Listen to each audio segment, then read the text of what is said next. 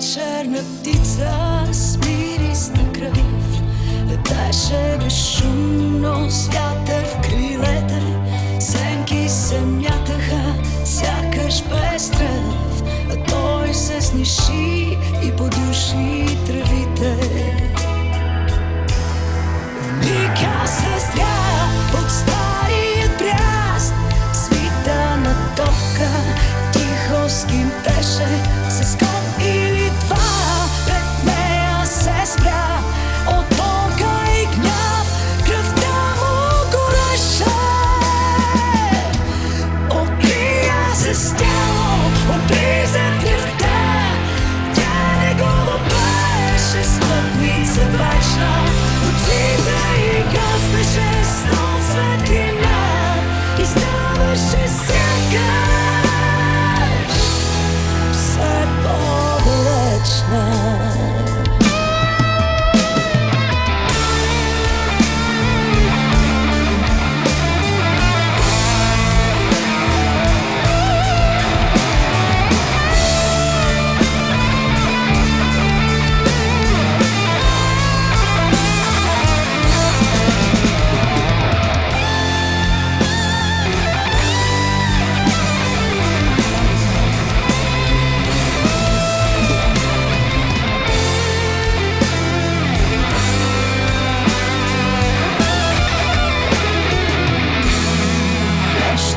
Щупи стръкна нощта, той вдигна глава, свой безпощаден, изпратил без своята сродна душа.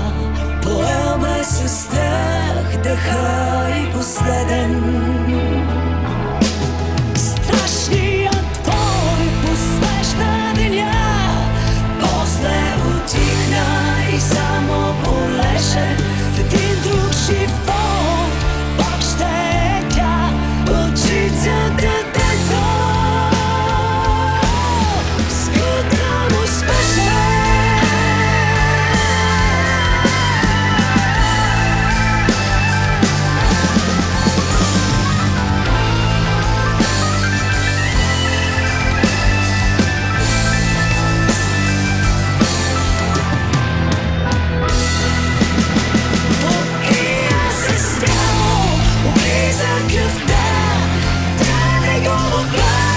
Спътница вечна, очите й гаснеше с нов светлина и ставаше